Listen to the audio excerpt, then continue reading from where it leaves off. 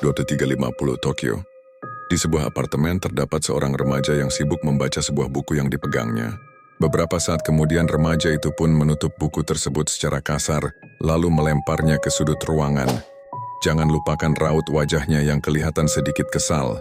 Ingat cuma sedikit. Cih, kenapa novel sejelek ini bisa viral? Bahkan alurnya saja tidak jelas. Buang-buang waktu aja. Ucap remaja tersebut dengan nada dingin. Remaja itu tidak lain ialah Zayden Vincenzo, seorang pembunuh bayaran yang paling ditakuti oleh semua orang. Tidak pernah ada satu orang pun yang pernah lolos kalau sudah menjadi targetnya.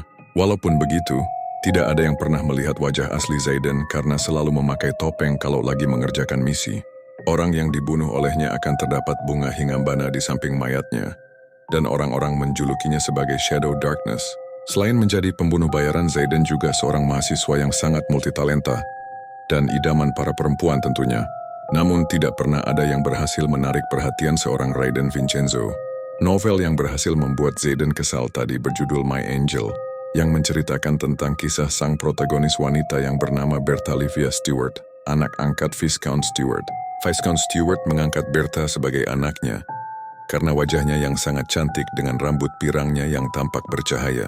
Ceritanya dimulai saat Bertha berhasil diterima di akademi yang paling terkenal di seluruh wilayah karena memiliki elemen paling langka, yaitu elemen cahaya. Karena itu pula Bertha berhasil menarik perhatian para tokoh-tokoh penting yang sangat melindunginya. Namun tentu saja sebuah cerita tidak lengkap kalau tidak ada sang antagonis, yang tidak lain ialah Aquila Zilia Safri Inglebert, anak dari Duke Inglebert, tunangan dari salah satu harem Bertha. Zilia yang tidak terima dengan Bertha, yang merebut perhatian tunangannya pun mulai membuli Bertha. Namun tentu saja akan diselamatkan oleh para haremnya. Pada akhirnya Zilia yang sudah sangat marah pun tidak bisa lagi menahan emosi. Zilia memanggil Bertha ke sebuah hutan tidak jauh dari akademi lalu menyerang Bertha sampai dia sekarat dan akan mati kalau saja salah satu harem Bertha tidak menyelamatkannya. Para harem Bertha yang sudah muak dengan kelakuan Zilia membuat sebuah rencana lalu membunuh Zilia, bahkan seluruh keluarganya dengan sangat kejam. Setelah kematian Zilia, Bertha pun dilamar oleh haremnya dan hidup bahagia bersama. Dan mulai saat itu kalau ada seseorang yang menyakiti ataupun membuat Bertha menangis akan langsung dibunuh oleh para harem Bertha. Dehem pelan Zayden dengan nada bertanya setelah menerima panggilan. Halo Shadow Darkness, aku mempunyai misi untukmu, bisakah kita bertemu di sebuah restoran?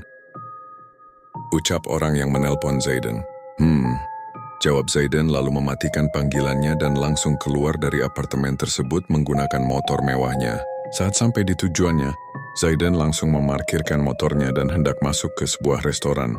Namun sesuatu berhasil menarik perhatian Zayden, di mana sebuah truk melaju dengan sangat kencang menuju ke arah seorang anak yang sedang menangis di tengah jalan.